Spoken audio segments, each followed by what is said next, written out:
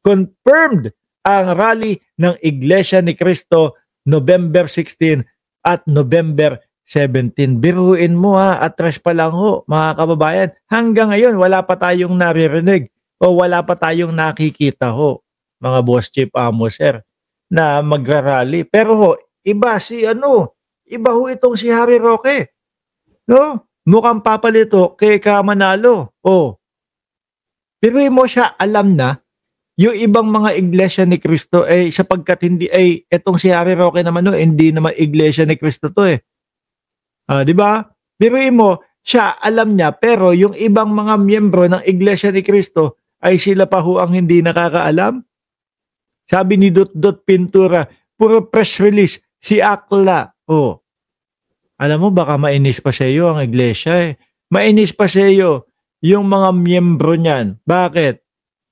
Ayaw naman namin pababain si Bongbong Marcos Maayos naman ang nakikita namin pamamalakad ni Bongbong Marcos bakit namin papababain? Tapos malalaman nila, ikaw yung nag-uudyok, ikaw yung nagpupush ng mga ganyan.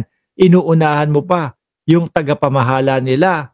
Di ba? Sabi ni Tina B, kulang lang yan sa supa. Alam niyo po ba?